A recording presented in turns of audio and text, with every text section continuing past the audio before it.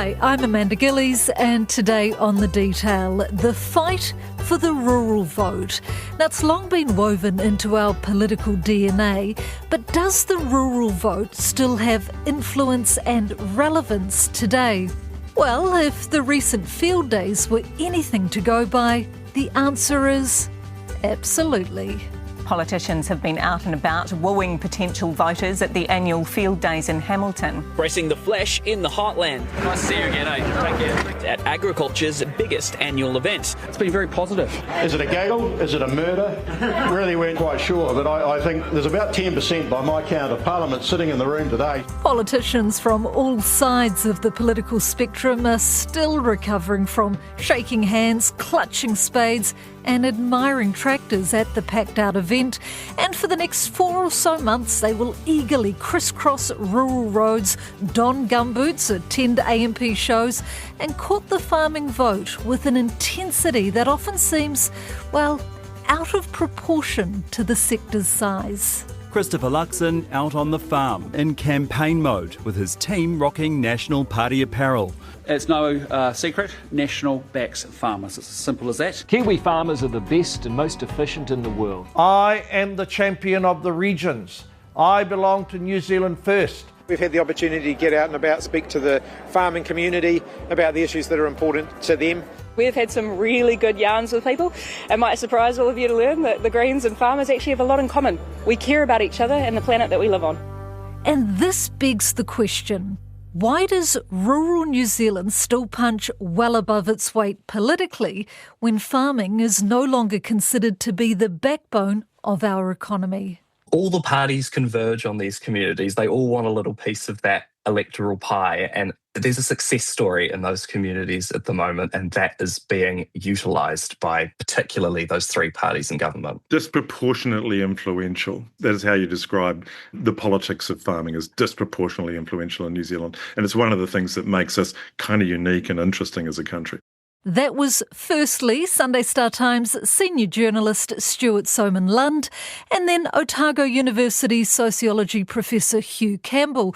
Now, he specialises in agriculture and food. Today I sit down with the both of them to talk about the importance of the rural vote. I do start with Hugh and the economic relevance of farming in New Zealand. Nowhere near the way it was 75 years ago. So if you go back to the 1950s, when pastoral farming was generating over 90% of our export revenue, New Zealand was basically a farming economy. But since New Zealand suffered the setbacks of Britain entering the common market in 1973 and then the big neoliberal reforms of 1984, farming as a contributor to the economy has been significantly supplanted by other new emerging industries. Some of them are niche, like filmmaking, but the really big one is tourism, which has emerged as a major income earner for New Zealand. So, since the 1980s, it's been a little bit less prominent. Well, this is what brings me to, why are our politicians so desperate and chasing so hard the rural vote? Yes, well, when you say our politicians, you actually mean politicians on one side of the political spectrum. Fair. Yeah, I don't think the Green Party or Labour Party seriously think they have votes in farming in New Zealand. So really we're talking about a battle between National and ACT, but increasingly New Zealand First getting in on the act as well. And the reason why this all feels strange and new is because National used to be synonymous with the farming vote, and you'd look across a string of rural electorates over many, many decades and 75% plus of the vote would go to National. But in the last couple of elections, that has changed, and there has been a shift of sentiment. And I think what we're seeing at the moment is National feels in a very precarious position relative to its coalition partners, and it's trying to claw back vote that it's lost to its coalition partners out in rural New Zealand. Also, I find it interesting that New Zealand First is now, jumping over ACT as almost being the second most popular with the rural voters. What are you putting that down to, Hugh? Yeah, I mean, New Zealand First has been an interesting player in rural New Zealand. If you look back over voting patterns for many elections, the kind of New Zealand First vote in rural New Zealand was rock solid.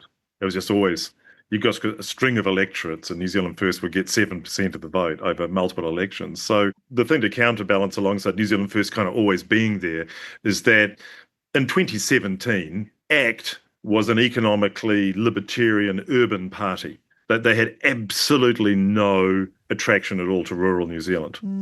So really over the last couple of election cycles, what we've seen is that we've seen the rise of ACT making a specific play into the rural vote. We're reflecting the way a lot of farmers feel that National have been in power about half the time this century, and yet things have not got better for rural New Zealand. In fact, the way they're treated and the dignity that rural New Zealand is treated with has actually got worse, and so you can understand that they're looking for a different political equation. I think they want to see more bravery from National, and an effective way to make the National Party braver seems to be giving a party vote to ACT. So I'm not surprised you're seeing farmers use that strategy.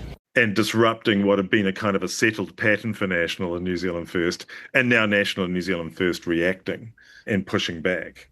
One of the big things that they all seem to be divided on, and this is the coalition party, is the Paris Climate Agreement. I mean, there is real conflicting responses at the moment. ACT has promised farmers they won't be sacrificed for the sake of the Paris Agreement climate targets. What I'm saying about the Paris Accord, it's over, it's finished, it's a waste of our time. We are not going to go along with it. Can you talk us through what are their stances and really how problematic it could be? Yes, so this is the biggest point of rupture with right-wing politics in New Zealand, if you look back over 3 or 4 elections. So really, if you go back into the heyday of the key English government, national government, climate change was being taken seriously as a policy concern. Our position in international agreements was kind of settled at a national level. And while farming constituencies were uneasy about the implications of that, everything's kind of heading in the same direction. And then as a result, when the Ardern-Robertson Labor government's elected in 2017, there's enough kind of momentum in that whole area that all the parties get around the table slowly and reluctantly, but in the end quite reasonably successfully, in the He Waka Ika Noa discussions about what would be the climate change response in farming. And then it blows up completely. And partly it's blown up from within. One of the key actors in bringing down He Waka Ika Noa is now a cabinet minister in the current government. And you really start to see ACT positioning itself initially as being the party on the right that effectively says climate change, if we respond to climate change, it will destroy us economically. They're not quite saying climate change is a hoax at that stage, but they are saying that the kinds of policy prescriptions being put in place and the kind of seriousness given to it is going to hang this around the necks of farmers, and that ACT will save them. And that message really resonates for a certain group of farmers. Now, the official position of the government and its coalition partners is that they are saying that they are taking climate change seriously at a kind of a rhetorical level, but their actual actions don't reflect that in a range of ways. You start to see New Zealand First agitating for mining and oil and gas exploration, and you start to see ACT getting increasingly militant as a party resisting any kind of engagement or action on climate change. And where we've landed now is that kind of multi-year pattern within the coalition government. Even that's in stress now, because you saw the Prime Minister go to field days and basically declare that if we fall short of our Paris Agreement targets, which we will, we are not going to pay for it. A Treasury report has warned New Zealand could have to pay $5 billion for overseas carbon credits to honour its Paris Agreement commitments. The Prime Minister says his government won't rely on spending billions of dollars offshore to meet the 2030 emissions targets. We're going to do everything we can around 2030, but just reassure everybody, we ain't shutting down farms, and we certainly aren't sending billions of dollars offshore. The scale of that cost is only going to increase with every cut to domestic climate action, which obviously this government has taken a shred or two since they came to office. These are the luxury beliefs that are blighting the New Zealand economy, and I don't care if people deride me for having outmoded views. So really, National is being dragged to the right on climate change, being dragged into we're not actually going to do anything territory. And it's been dragged there by its 2 coalition partners. So how problematic is that for Luxon, or do you think that will appeal to the rural community? I think probably what is happening is that one of the reasons why political parties on the right pay attention to the farming vote is not necessarily that the 4% of New Zealanders who are farmers are the crown jewel in the voting booth. It's that what happens in farming, because farmers are very organised, their politicians are very vocal, they do big high-profile protest actions, they get a lot of media coverage for such a small segment of the population. No other segment of New Zealand's population has an entire beloved TV show, Country Calendar, devoted to them on a Sunday evening. But it's a very small part of the population. They kind of have a lot of resonance. There's a lot of people in wider New Zealand, I don't think majority, but a significant minority who are, you have people in New Zealand who are now out and out vaccine skeptics. You have a significant number of New Zealanders who are essentially climate denialists. And so, in a sense, playing out these politics through farming is actually resonating out to a wider voting base that you don't actually want to, well, I think Winston sometimes is quite happy going there for what you might call the less reputable end of our voting spectrum. He was happy to walk through the parliamentary protest camps, but generally in New Zealand there's been a set of political norms. You don't court that vote openly. And now it turns out you do, and it's much easier if you do it by saying you're actually courting the farming vote. And boy, have politicians been eagerly courting that farming vote this month. Journalist Stuart Soman-Lund was on the political trail at Field Days and outlines why the annual farming event is so important to politicians. It is always an election campaign stop, whether it's an election year or not, but this year felt particularly tense, I guess, with the fact that the three coalition parties are all kind of tussling for a little bit of that rural pie. And it's not that we would particularly expect the Labour or the Green Party to be out wooing that community as much as the other parties, but it was just particularly interesting to see the way that the government parties were really putting in the effort. Talk me through that. You were there. What were they doing and how were the people there responding to them? Yeah, what I found interesting was that the Prime Minister was there for 2 days in comparison to other party leaders that were there for shorter visits. I believe that's what he's done in previous years as well, to be fair, but it was really interesting seeing how much time he spent among the public, whether it be posing for selfies. I saw him video calling someone at one point. He was on a golf cart being driven through the crowds, which he said made him feel a bit like he was on the Pope-mobile at Field Days, which I guess is traditionally a home crowd for National. But I think this year in particular, they are trying to fully stake their claim on that community, given the rise of New Zealand First. And I want to talk about that because it was always kind of National Act, then New Zealand First, but that has changed. Talk me through it. Yeah, so when ACT had its big surge in 2020, that kind of came a little bit at the expense of National. Then we've since seen New Zealand First rise in all polls effectively. They're up 13, 14% in some of them. What I heard from Federated Farmers, who does its own polling, is that a year ago, when they last publicly revealed their polling data, it was National way out on top, 54%, 19% for ACT, 8% for New Zealand First. And while Federated Farmers no longer published the results of their polling, weren't particularly willing to disclose the exact numbers, they did confirm that New Zealand First has leapfrogged ACT to become the second most popular among those polled. Why do you think, Stuart? What is New Zealand First offering that is appealing to the rural community? Yeah, I spoke to Shane Jones, Deputy Leader of New Zealand First, and he talked a little bit about the need for rural infrastructure. So it's not just the farming community that it sounds like New Zealand First is appealing to, it's the broader rural constituency. So he said that of the three centre-right parties in the coalition, New Zealand First was possibly a little bit more willing to open the chequebook when it came to infrastructure in those parts of the country. And one commentator I spoke to said similarly, he sort of said that the common wisdom is that New Zealand First's popularity among rural communities isn't so much farmers, it's people who may work on farms or live in those communities and therefore rely, I guess, on bigger picture things, the need for rural infrastructure. There was a bit of talk about rural connectivity when it comes to, telecommunications and the like. I heard that from some people in the crowd. So I think that's possibly why we're seeing New Zealand First become more popular in those parts of the country. And then will ACT come out swinging now? How are they responding?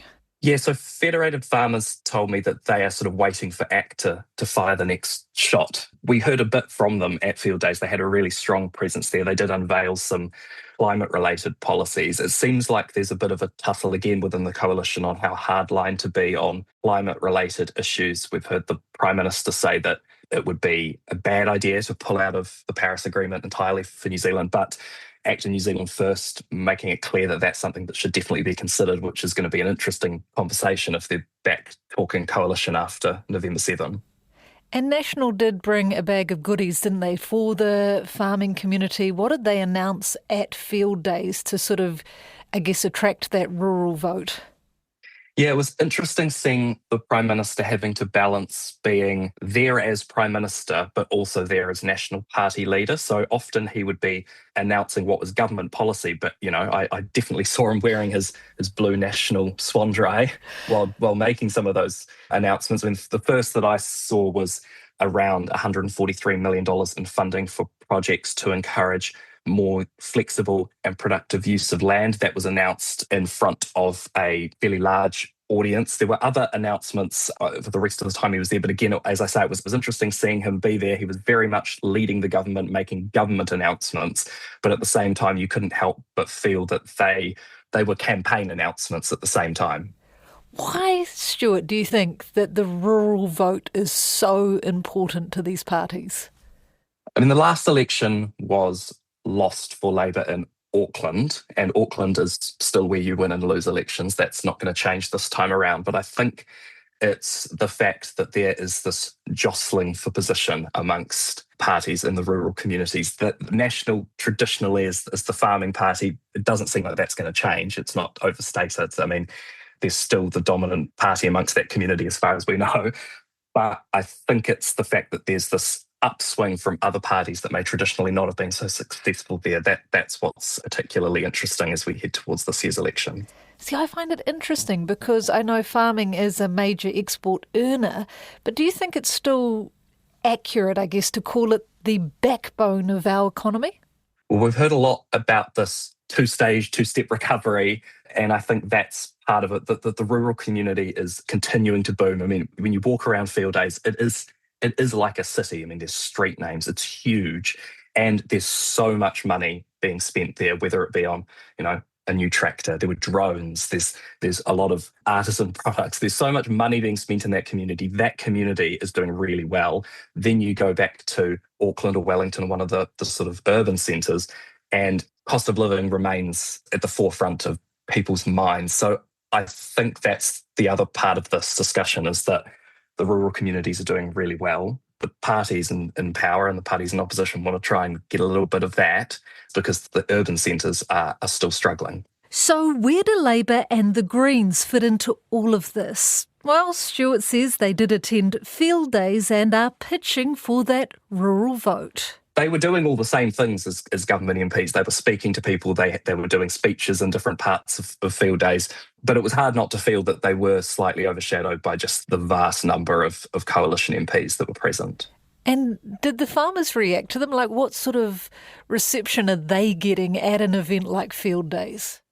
The Labour Party view of this, what Chris Hipkins told reporters, is that he recognised that there was often a little bit of a difference of opinion between certain communities and the Labour Party, but that it was about Labour being there to hear what farmers were wanting. He said that they were wanting assurances that if there is a change in government, that there will be continuity, there won't be this sort of rolling back of things or changes in direction. And Federated Farmers have admitted that the relationship between the rural community and the Labour Party has significantly improved over the past 3 years. They've been listening to what each other wants. Whether that rolls out to the whole rural sector is a different issue, and it certainly sounds like they're still trailing behind in that internal polling. But it seems like the role of the opposition parties at Field Days was to be there to listen. Of course, farmers are often also politicians. Let's not forget that farmers historically have enjoyed a remarkable representation in Parliament. This has been a fascinating trend. And one of the things that made us incredibly unique as a country was that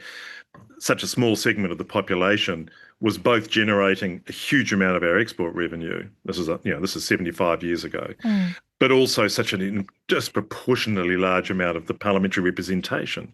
So the farming sector, federated farmers, the various sector groups, they were just a conveyor belt of political representation coming into New Zealand's parliamentary system. And then it really dropped off after 1984, and particularly after 1996 with the adoption of MMP. And so it really dropped off until recently. And so over the last 6 years, you've seen a significant uptick back into farmers coming into Parliament. Generally, it's running at about 3 times farmers' representation in the population. If roughly we have around 4% of the population who are involved in farming, we have about 12% of our parliamentarians are currently farmers. And so the political influence of our farming community grows and the relevance of the rural vote continues. It links us to our past, and it links us to a particular kind of past that really resonates well for a large section of New Zealand society. It is still a significant economic actor. So in terms of political parties supporting rural and farming votes, it really works as rhetorically and it works politically to be investing and to be supporting that. But in terms of opposition, farming is also an inflammatory group because the majority of our climate change impacts are coming from farming. And if there's a sense in which farming is not pulling its weight or not doing things or not taking it seriously at all, that's incredibly aggravating for a certain constituency of urban voters. So yeah, it works for both sides. When all is said and done, do you think, Stuart, that the rural vote will play an important role, I guess, in determining who forms our next government?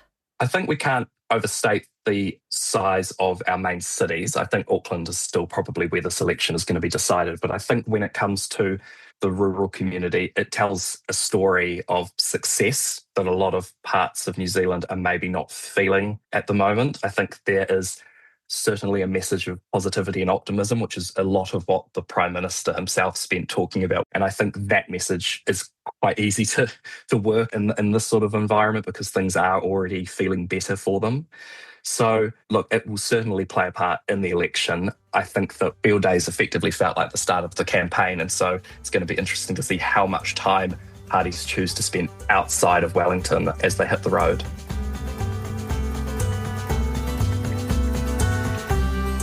That's it for today. The Detail is a newsroom production supported by RNZ and New Zealand On Air. Thank you to Hugh Campbell and Stuart Soman-Lund. This episode was produced by Alexia Russell and engineered by William Saunders. I'm Amanda Gillies. Matua.